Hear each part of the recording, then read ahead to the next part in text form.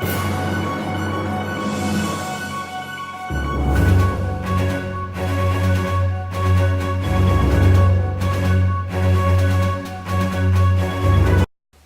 very good afternoon to you, dear viewer. Thank you for joining us on this edition of Daystar TV News at 1, where we bring you the most authoritative news in the local and international arena. We bring you this bulletin on a day when history has been made in Kenya following the launch of new currency coins. We have these and much more stories lined up for you, but first a look at the stories making headlines today. President Kenyatta unveils new currency coins. Ex-NHF bosses among those charged with the loss of 500 million shillings. Daystar University advertises Vice Chancellor's position. And on the international arena, I can't breathe, the last words of murdered journalist Jamal Khashoggi. Welcome, my name is Mercy Maina. We start off with the news coming into our newsroom that President Uhuru Kenyatta has this morning unveiled Kenya's new generation coins that will start circulating today. The new currency, which was gazetted by the Central Bank of Kenya on Tuesday, contains features that make it accessible to visually impaired people.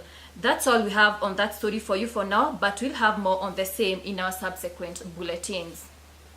Moving on to matters corruption, former NHIF CEOs Geoffrey Mwangi and Samuel Kigoti are among 18 suspects charged with the alleged loss of 500 million shillings from the insurer. However, the two alongside their co-accused denied the charges when presented in court this morning. Our reporter Tracy Ndung'u with more on that story. Mr. Kigoti denied 7 counts, including abuse of office, willful failure to comply with the law relating to management of public funds, and willful failure to comply with the procurement procedures. The court had that he conferred a benefit of authorizing payment of over 545 million shillings to Web Tribe Limited, a company contracted to collect payments on behalf of NHIF. Mr. Mwangi, on the other hand, is alleged to have extended the contract and authorizing payments, which might have led to loss of funds at NHIF. Other suspects facing charges in case include the directors of WebTribe, Danson Mushemi and Robert Mureithi, who denied fraudulently receiving more than 1.1 billion shillings from NHIF. Reporting for Daystar TV, I am Tracy Ndung'u.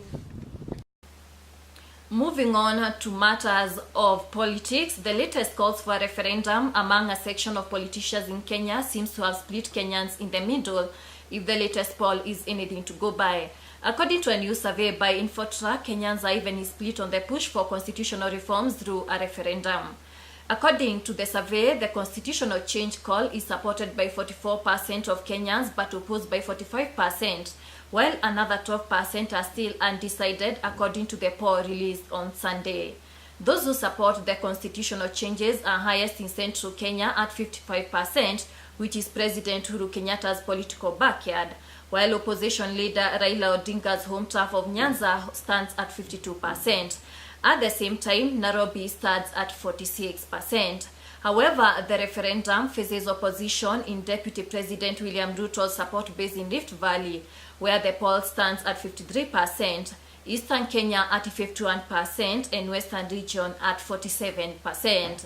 The main reason outlined by those supporting the call for a law change is the need to reduce the number of elective positions to tame public expenditure, especially the huge budget allocation for elected officials. Other reasons for supporting the law change were to seal constitutional loopholes, achieve equality and inclusivity in government.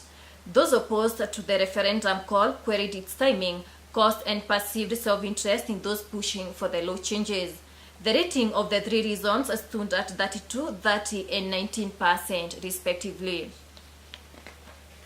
Back home near Daystar University, the university has advertised for the position of a vice chancellor following the sacking of Timothy Wachira, who was sacked in June following student protests.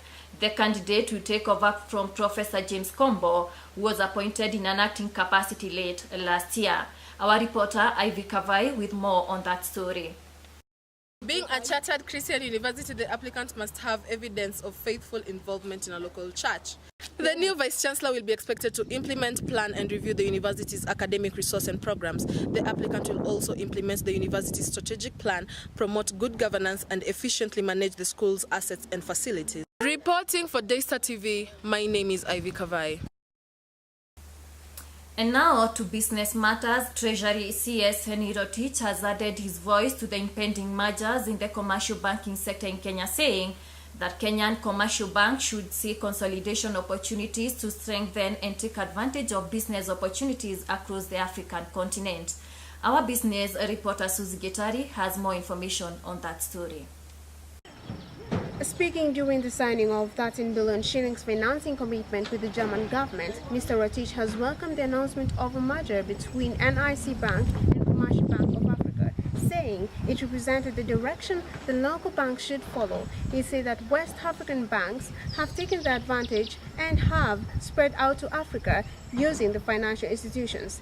EcoBank and UBA Bank are currently operating in Kenya and the rest of Africa, having their origins from West Africa. NIC and CBA announced the merger on Thursday, and which, if successful, will create at least the third largest lender by assets from KCB and Equity Bank.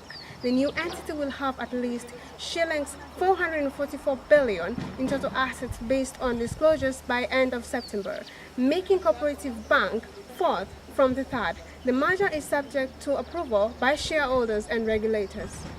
For Daystar TV News, I'm Suzy Gitari. Enough to matters entertainment. Bongo sensation Diamond Platnumz fell on stage as he performed at the Wasafi Festival, Sumbawanga, Tanzania this past weekend.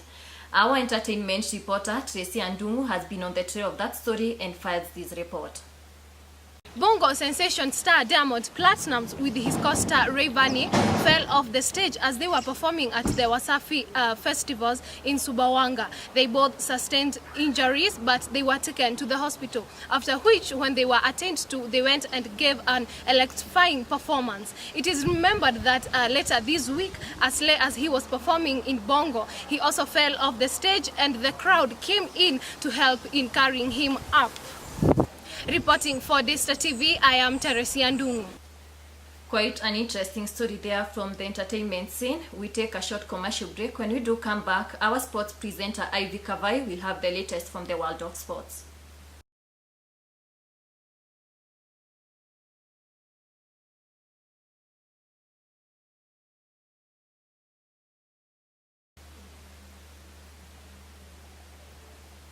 Welcome to the world of sports. My name is Ivy Kavai. Now we start off with Daystar University earning a promotion to Division 2 after winning County League. After spending a season in the cold, Daystar University is back in the Kenyan division after clinching the Machakos County League in the final game of the season, courtesy of a 2-0 win over Syokimau Homeboys on Sunday. Now Sharon Kabiru has more on the story. Daystar University have made their way back to Div 2 after a 2-year drought by beating Syokimau Homeboys 2-0 in the finals on Sunday. The university managed to garner 42 points in the 22 games of the season. Coach Boniface Mutuku thanked his players for the good job and also urged them to proceed with the fire burning as they move to the higher league. Now attention moves to Kusa, where the university looks forward to gaining their maiden title in the University League that resumes on the second week of January. Reporting for Daystar TV, I am Sharon Kabiru. Now, on the international arena, Liverpool striker Daniel Sturridge is facing a potentially lengthy ban for allegedly breaching strict Football Association rules on gambling. Sturridge is set to be given until February to respond to the charge, having asked for extra time last week to answer. The delay in giving his response could lead the Football Association having to set up an independent commission to hear the evidence surrounding the case.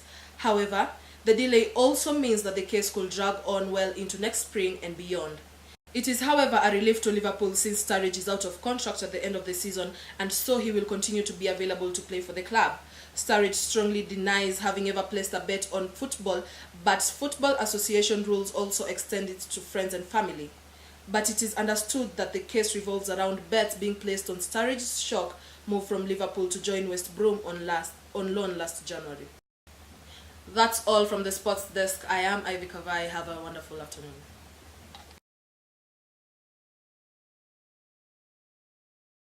Thank you, Ivy, for sports news. Now moving on to the international arena. I can't breathe. These were the final words uttered by Jamal Khashoggi after he was set upon by a Saudi hit squad at the country's consulate in Istanbul, Turkey, according to a source briefed on the investigation into the killing of the Washington Post columnist. The source, who has read a translated transcript of an audio recording of Khashoggi's painful last moments, said it was clear that the killing on October 2nd was no botched rendition attempt, but the execution of a premeditated plan to murder the journalist.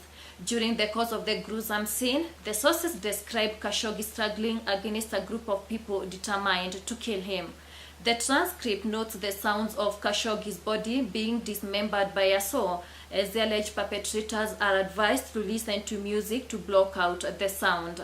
This revelation has increased pressure on the Trump administration, which has been determined to separate Crown Prince Mohammed bin Salman from the murder, and sought to frame the issue as a binary choice between supporting or cutting off of a key partner in the Middle East.